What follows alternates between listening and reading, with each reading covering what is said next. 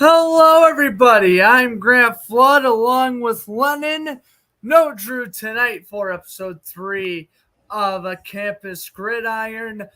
Well, if you couldn't tell, we're gonna base this like we're filming on a Spotify or a SoundCloud because both of our cameras, we don't know if it's StreamYard or just our computers, our cameras aren't working.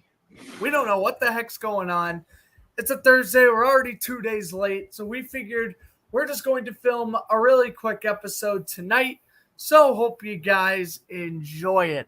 All right. So let's get underway with, I guess, one thing. And that would be the Florida Gators getting embarrassed in Kentucky last Saturday, losing 33-14, I believe. It wasn't even close. It was 24-0 in the second quarter. Lennon and I were both fuming over that.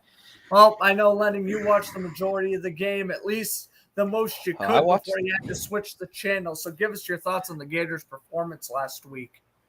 I watched it all. I watched till that clock hit 0-0-0 in the fourth quarter. But that's because I was kind of forced to, but that's okay. I don't know. This team makes no sense, and they haven't. It's been the same thing under Billy Napier, and it's really getting. They're two-sided teams. They have August. Okay, so you have the Utah team and you have the Tennessee game team. The Tennessee game team did not show up and probably won't again the rest of the year. I think that was a one-time thing. Billy can't call plays. We need an offensive coordinator bad, and being in Gainesville too, that is what a lot of people around up here are saying, is that we need an OC and we should be okay.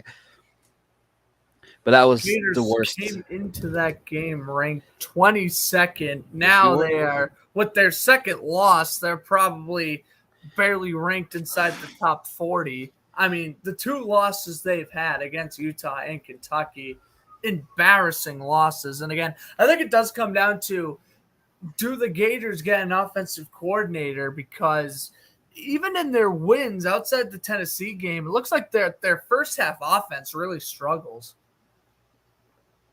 Oh yeah, that's been the fucking Florida team the past 4 years, when under Dan Mullen and the two under Billy Napier. It's just they struggle, and then they find ways to come back and make it a close game. Like Tennessee last year in Knoxville, I was there.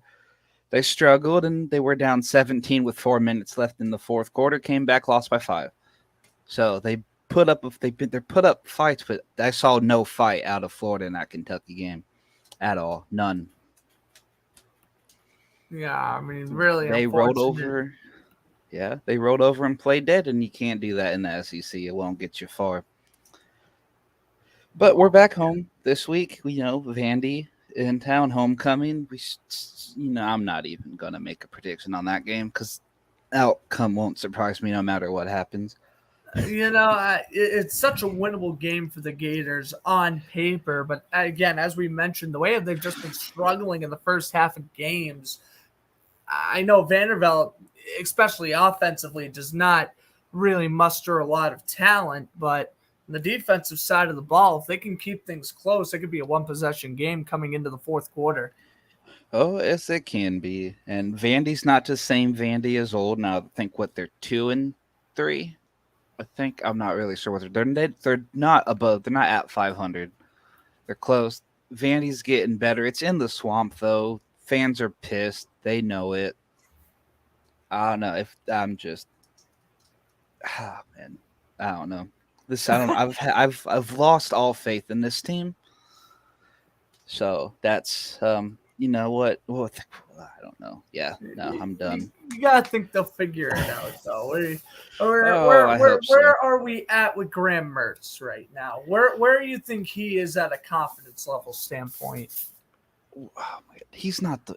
Oh man, I have been more than impressed with this kid coming in. I was skeptical at first, like this kid at Wisconsin, he didn't play too good, but that's because Wisconsin was pass first and then or run first and then pass on or whatever. Anyway, his scheme fits better with Florida's play calling, and if we can get an offensive coordinator and not a Sun Belt head coach who calls the plays, I think we would be in a much better offensive position. He only has 2 interceptions on the year, and both of them were tipped passes that should have been caught by the 2 receivers.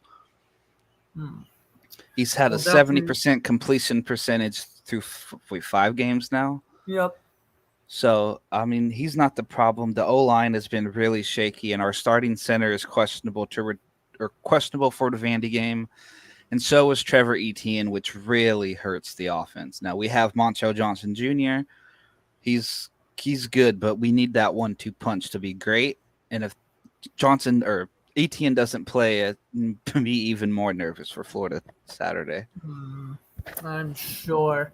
Well, we'll see what the Gators do down at the Swamp as we approach week 6 here.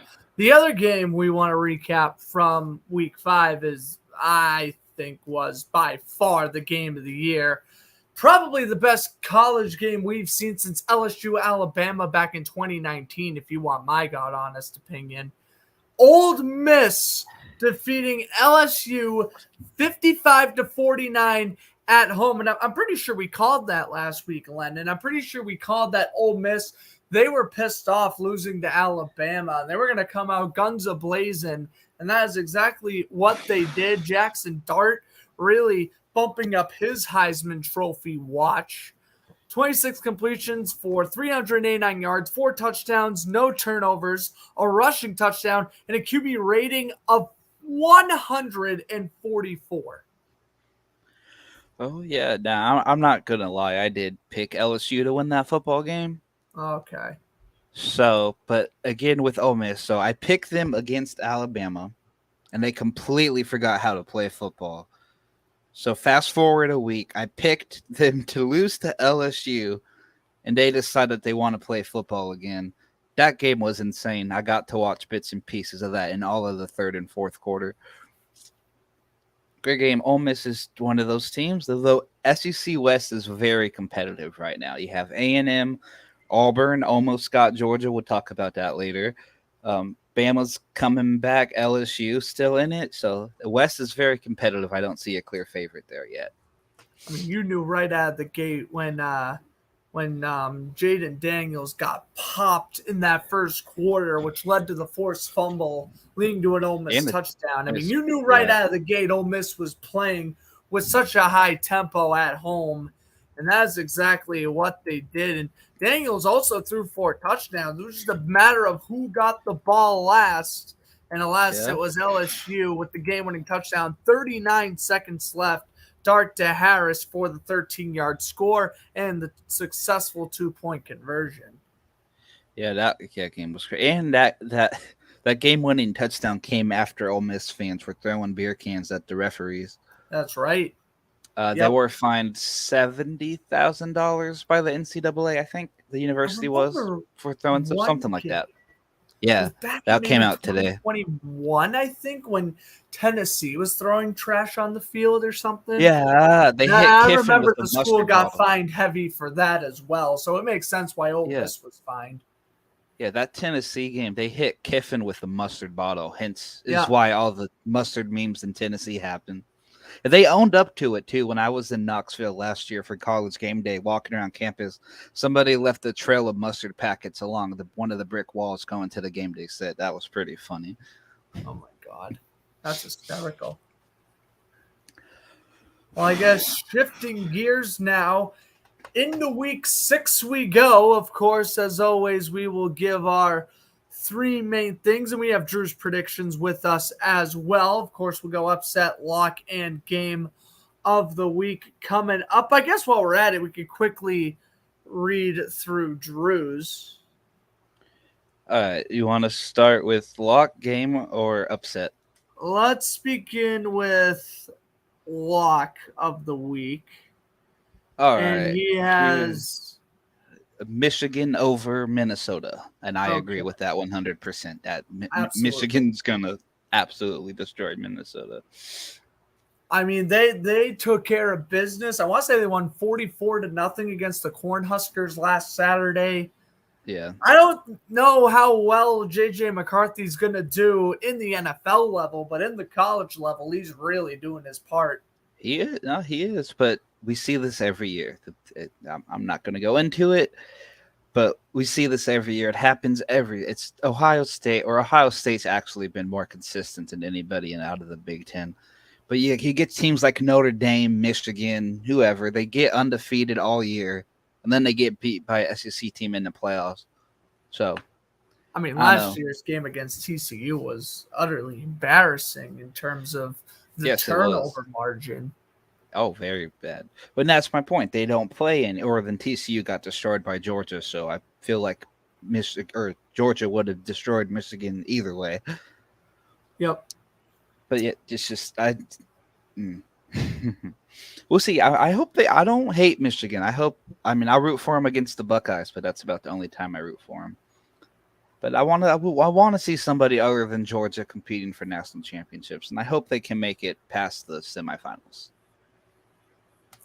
All right. Next up, Drew had upset of the week, LSU beating Missouri.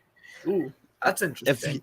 If you had told me that LSU beating Missouri would be an upset this year, I would have thought you were crazy. Yep. But Missouri, I mean, they've been insane. And then they have been riding high ever since week 2. Yeah, dude, that 61-yard field goal to beat Kansas State, I think it was. Yep. Yeah, that really set the tempo for this team moving forward. That was a great game, first of all. That was a really fun game. And the kick that set them up. Missouri's 5-0. How about that? Kentucky's 5-0, right? Yeah. Damn. Georgia's 5. SEC is tough, and I don't know why more of them aren't ranked. Actually, Kirby Smart actually said he thinks every team in the SEC should be ranked, and I have to agree with him on that one. I don't think Vandy, I do believe, Vandy and Arkansas, I think, are the only teams that are like 2 and 3, I think, or maybe Auburn too. But other than that, every SEC team has a winning record, minus like 3 of them. SEC's been tough this season. LSU already coming in at 2 losses. I would expect them to beat. I expect them to beat Missouri as well. It's kind of like if LSU loses one more game, they're completely done. So, yeah. They really got to buckle up the rest of the way now. They got their 2 losses out of the way. It's a shame to say that they lost that game against Ole Miss because realistically, you put up 49 points, you should win. Really unfortunate sequence there. You just ran to a better offense. Yeah, they did. And LSU if they lose to Missouri, they're definitely done. But the reason they're not done yet is because their 2 losses were I guess Florida State wasn't really close, but they played a top 10 team in Florida State week 1 in a neutral site, and then they went into Mississippi and lost, but that was really close. So their losses were good losses in the terms of competition. Right. So they need to, but if Missouri takes them out, I think they're done because you can't have 3 losses and make the playoffs. I love Drew's game of the week. Notre Dame versus Louisville. There you go. Cardinals 5-0. I've been saying since 2 weeks ago, why isn't Louisville ranked? And of course, now that they are ranked, they are probably going to get absolutely mauled by Notre Dame, and I feel so bad. Hey, Louisville has had an incredible start to the season, and they haven't had one like this since Ravens quarterback Lamar Jackson was there. Notre Dame, I watched that Duke game. Now Duke has a football team, I'll tell you, but Notre Dame struggled hard against Duke. In fact, Duke should have won that football game, but Sam Hartman was just too good. But yeah, I think I don't know where this game is being played exactly, but I don't think that matters. I think Notre Dame is too strong and takes care of business there. And Jack. Oh, it's at Louisville. Ooh, that changes my mind a little bit. Ooh, okay. No, damn. I mean, I also was seeing this week that a lot of people finally put Jack Plummer around that 9th, 10th place spot in the Heisman watch. Yeah, he did. He's thrown for 1,400 yards, 11 touchdowns, and 6 interceptions. That's not bad through 5 games.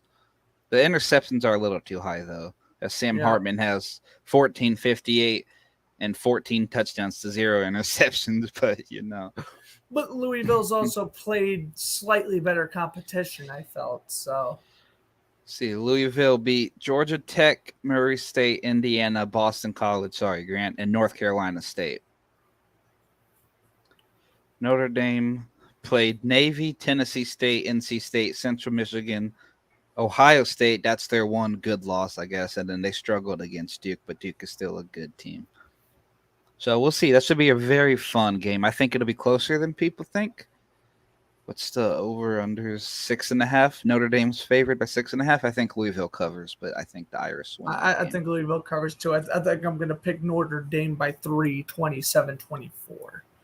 Yeah, I'm about the same there.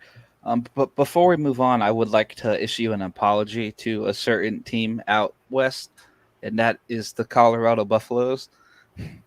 Because if you go back and watch last week's episode, I think every one of us said USC would absolutely destroy Colorado. And Colorado said, okay. And no, when the game started, USC was up big, but Colorado fought back and only lost by 7. So hats off to them, and I would like to apologize to Colorado. I'd like to apologize as well. I mean, they were getting absolutely pummeled the first 3 quarters, but they scored, 21 unanswered in the 4th and only lost by a possession. I think they'll definitely take that against a team led by Caleb Williams, who did not do them any favors and played absolutely spectacular all afternoon. Yeah, it did. And I'll give USC some credit. If they had any form of defense, that game would have been over long. It would not have been that close. But that's just the classic Pac-12 not having no defense. And that's everybody. Like, none of the Pac-12 teams have a good defense. It's just always been like that. Except maybe Oregon, I guess. Oregon shut Colorado down, but USC definitely don't have it. Yep. Well, I guess we should go on to our predictions. Let's go with your lock of the week first, and then we'll switch over to mine. My lock of the week. Oh, as a Florida fan, I can't really talk bad about our cousins in Tallahassee, but it pains me that they're good and we're not. But yeah, Florida State's got Virginia Tech. I do believe that's in Tallahassee. I'm not entirely sure. I don't think it matters. But my luck, I'm taking the Noles over the Hokies. It feels like at Florida State. They finally got out of whatever the hell slump they were in, because they were playing awful the previous 2 weeks against Boston College and Clemson, and they finally woke up last week and pulled away early. Yes, they did. They did. Hey, they might. And I've been telling people up here, and like nobody wants to say it because obviously, they are rivals, but yeah, Mike Norvell got them boys ready to go. They're a championship contender, I'd say. Now it's still early, and they got a lot. I mean, still got to play Duke. I'm really excited for that game. That should be a really fun game. And I think I don't know. Anyway, and they got to get past the ACC championship game. But I think right now Florida State's the face of the ACC. Florida State and North Carolina. I'm biased, but I think Florida State is the face of the SEC now. ACC. Yeah. But yeah, so Florida State over Virginia Tech. Lock it away. I don't think there's much of an argument there. Oh, go Hokies, though. I hope I lose this one, but it's not going to happen. Yeah, of course. We'll go with my lock of the week. Fourth-ranked Ohio State will beat Maryland. And I know Maryland kind of came close last year. They couldn't pull it off against Ohio State. I think probably the same thing this year. Maryland comes into this game at a sneaky 5-0 record. You wouldn't expect them to be that great, but they have been sneaky competitive. They have been really competitive. And this was actually... but it kind of sucks that they're running into Ohio State because I want this run to keep going, but realistically, I think I'm going to go Ohio State by 10. Ohio State by 10? That's generous. Ooh, is it? And I do feel bad because our buddy Alex, who helps us with the baseball podcast, lives in Maryland. But no, the Buckeyes are going to absolutely mop the floor with the Terrapins. You said 10. I say it's that you're 5-0. You're not even ranked, and you're going up against another 5-0 team who's ranked fourth in the country. It's in the big. If this game was not being played in the Horseshoe, I would think it'd be closer, but it's not going to be close. And if I'm wrong again, I will make an apology to Maryland on next week's episode. But I just don't see it happening. Yep. No, I don't either, and that's why it is my lock of the week. All right. We'll go with upsets next. Would you want to go first or you want me to go first? I'm actually excited to talk about this matchup. Yours or mine? Either or. I'm excited to talk about every matchup, of course. I guess I can go first. All right. Oh, this is going to bite me so hard, too, just because. But you know what? Let's do it. All right. Now, this is only an upset based on rankings. Both teams go into this game for... Who did I lose to? Oh, Miami. Duh. Okay. Both teams go into this game 4-1. Number 11, Alabama, goes to College Station. A&M has gotten Bama in the past. This game's in College Station. I picked against Alabama once. They proved me wrong. So, obviously, I wouldn't pick against them again. But I am. I think A&M gets Bama once again. Just because it's in Aggie land. But yeah, I will probably be proved wrong once again. But give me the Aggies and give Bama 2 losses. I don't see Alabama losing again. I don't. At least not for a while. Maybe just not to this opponent. I think Texas A&M's all right, but to have them beat Alabama, I think they are at home, but it is in College Station. But still, I feel like that's such a big task. I don't see that happening. Oh, it's a huge task. Yep. But they did it a couple years ago, and they're going to do it again. All right. Well, you know what? I like it. So I guess we'll go to my upset of the week, which is, I think, far less crazy, and that is Wyoming defeating 24th ranked Fresno State. Now, I know Fresno State's kind of been on that, they have been ranked the past couple of weeks, but we don't really know where to place them. They probably aren't going to even get anywhere past like 17, 18. Wyoming's probably the best team they played on the schedule so far. Wyoming is 4-1, and this is a team that is hungry, that they haven't really been that good since Josh Allen left. They went through a couple of rough years during the COVID years and whatnot, going below 500.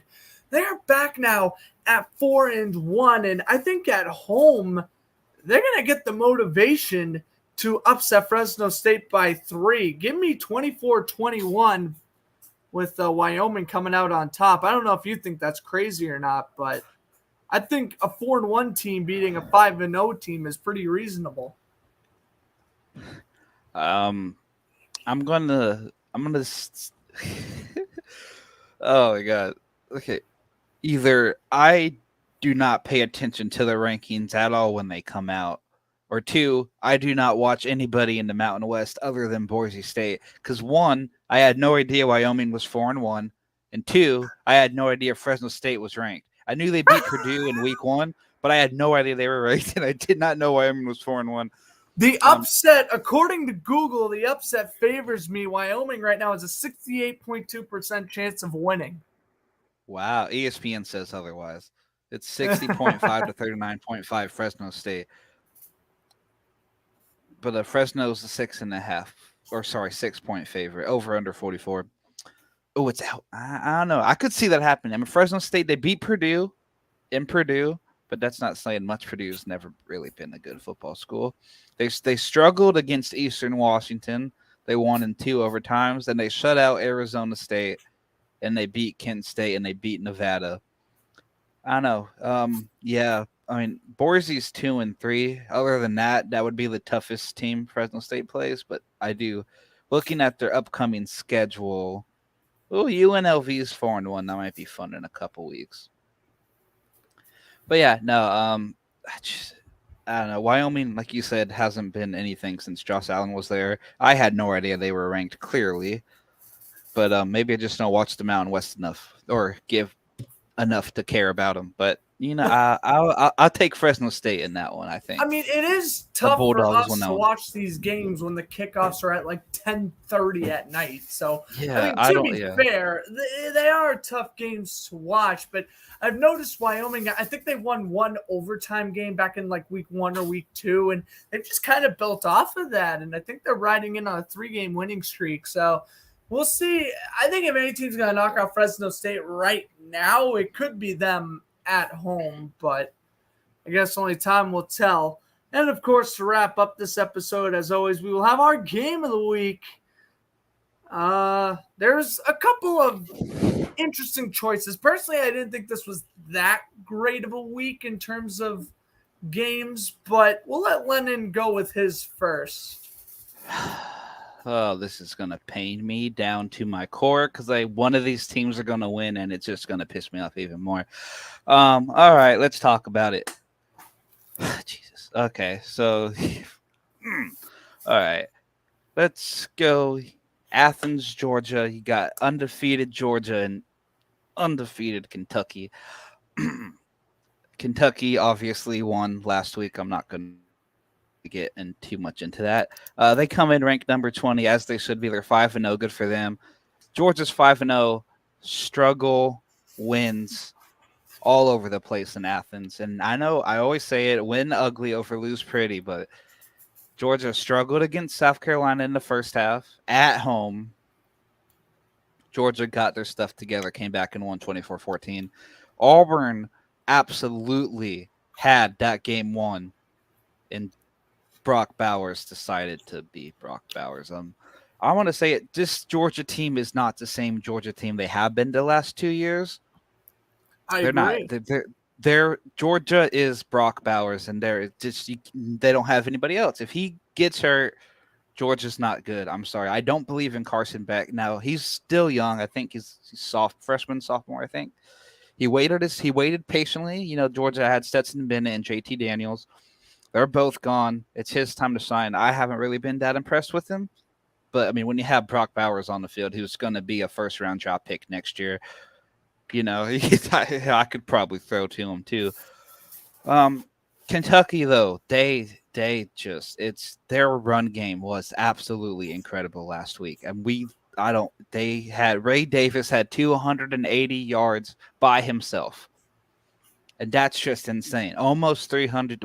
That shows Florida's run defense really forgot how to play because they were number 1 in the SEC going into that game. But you let one player get 280 yards on you. I don't believe Georgia's defense is going to let Ray Davis get 280 yards on him. This game will be closer than people think. But just for the sole fact it's in Athens, I think Brock Bowers and the Bulldogs escape with another close win to go to 6-0. Yeah, I don't want Kentucky. I don't want Kentucky to win either. It's a lose-lose situation.